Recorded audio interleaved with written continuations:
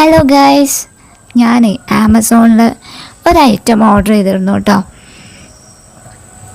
അപ്പോൾ അത് കൊണ്ടുവന്ന് തന്നിട്ട് തിരിച്ചു പോവാണ് ഡെലിവറി ബോയ്. അപ്പോൾ അതെന്താ സംഭവം എന്ന് നോക്കാം നമുക്ക്. ഇതാണ് ഐറ്റം. ഇതെന്താന്ന് മനസ്സിലായോ? വഴിയും മനസ്സിലാക്കാം കേട്ടോ. അപ്പോൾ ഇത് നമുക്ക് പൊട്ടിച്ച് നോക്കാം. പൊട്ടിച്ച് നോക്കുന്നത് ആരാ? ഞാനല്ല, നമ്മുടെ അച്ചൻകുട്ടനാണ് പൊട്ടിച്ച് നോക്കുന്നത് കേട്ടോ. അപ്പോൾ അച്ചൻകുട്ടൻ അതിതാ കത്രികയൊക്കെ എടുത്ത് ഓപ്പൺ ചെയ്യാൻ പോവാണ്. അതിൻ്റെ റാപ്പറൊക്കെ എടുത്ത് മാറ്റി അതിൻ്റെ ഉള്ളിൽ അതിൻ്റെ ഡീറ്റെയിൽസും എന്തായാലും പറയാം, ബുക്ക്ലെറ്റ് എന്ന് പറയുന്ന പോലെ ഒരു സംഭവം ഉണ്ട്, ഒരു നീണ്ട കടലാസ്. അപ്പോൾ അതൊക്കെ അച്ഛൻ എടുത്ത് വെച്ച് നോക്കി. എന്നിട്ടാണ് നമ്മൾ തുറക്കാൻ പോവാണ്. ഠനേ എന്ത് സംഭവം അറിയില്ല അല്ലേ?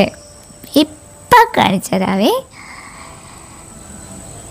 ഇത് നമ്മുടെ ടേബിളിൻ്റെ മുകളിൽ വിരിക്കുന്ന കവറാണ്. ഡൈനിങ് ടേബിളിൻ്റെ കവറൊക്കെ കീറിയിരുന്നു ഇവിടുത്തെ. അപ്പോൾ ഇവിടെ ഉണ്ടായിരുന്നത് റെക്സിൻ എന്നുള്ള ഒരു മെറ്റീരിയൽ, റെക്സിൻ്റെ ഒരു ഷീറ്റായിരുന്നു. അപ്പോൾ അതിൻ്റെ അതേപോലത്തെ ഡിസൈൻ നോക്കിയിട്ട് ഞാൻ ആമസോണിൽ നിന്ന് എടുത്തതാണ്. പക്ഷെ റെക്സിൻ്റെ അത്ര കനമൊന്നുമില്ല കേട്ടോ. ഇതൊരു ക്ലോത്ത് പോലെ അത്ര കനേ ഉള്ളൂ, റെക്സിൻ പോലെ അല്ല.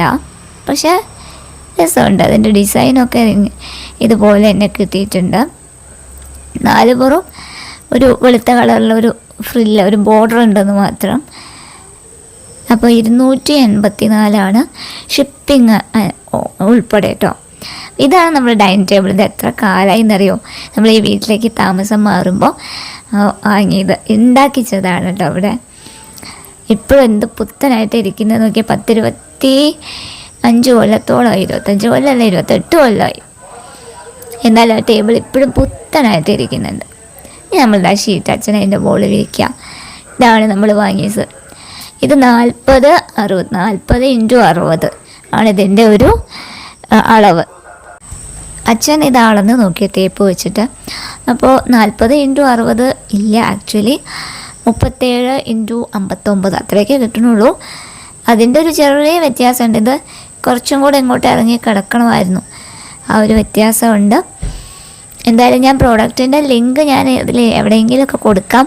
ആവശ്യമുള്ളവർ പോയി നോക്കി വാങ്ങിക്കോളൂ വേണമെന്നുണ്ടെങ്കിൽ. റീസണബിളാണ്. അപ്പോൾ ഇങ്ങനെയുണ്ട്, കൊള്ളാവോ?